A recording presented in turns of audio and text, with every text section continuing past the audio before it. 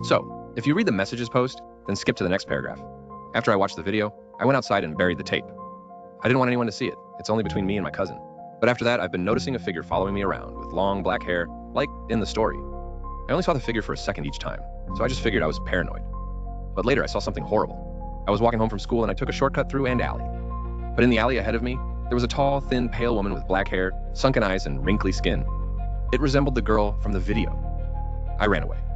Later that night, I got up out of bed to get something and the girl was in my house. She said, "You know," in a raspy, whispering voice. "You know," she said again, in a soft voice. I ran out of the room, locked the door, and blocked it with a shelf. I sat by the door all night. Then someone knocked. I realized it was daytime outside, so I moved the shelf and opened the door. It was my mother. She asked why I had the door locked and why I looked so tired. I didn't reply. Later that day in class, I couldn't concentrate.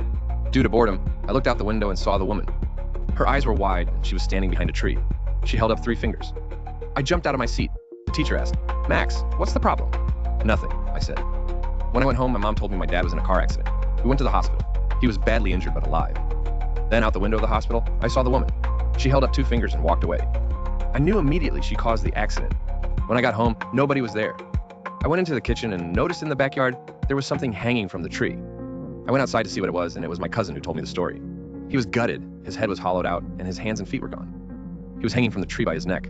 I saw the woman holding up 1 finger and then she disappeared. Later that night, the police removed the body from my tree. The next day, I found in the backyard, someone dug up the tape. In its place was an audio cassette. I went inside and played it. There was a loud hiss throughout the tape. Here is the transcribed audio. "Cousin, no, not you." Crash, cousin. "Please, no, I don't want to die." No, cousin. "I don't want to choke, gasping, screaming woman." "This is your last chance, Max." I have no idea how she knows my name.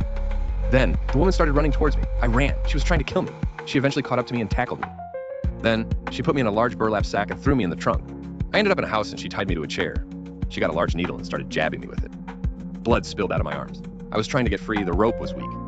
She got out a razor, but then I broke free. I got the woman's knife and kicked her in the stomach. She was knocked down. "What's your name?" I screamed at her. I was pointing the knife at her. "Marcy Brown," she said. "Why did you kill my cousin?" I asked. "I've always hated him. His dad killed my sister." I realized that my cousin talked about never meeting his father, and I remember not ever having an uncle. "Why do you want to kill me?" I asked. "Because nobody should know about what happened." I did not want to kill her, but she suddenly cut my leg with the razor. She started laughing, but then I fell over and the laughing suddenly stopped. I got up on 1 foot and saw I stabbed Marcy and killed her. I limped back home and was put in the hospital. Later, I looked up Marcy Brown and clicked on a news story that said, "Marcy Brown, whose little sister was murdered in 1995, has been murdered. Police say it was Jack Smith, the murderer of her little sister."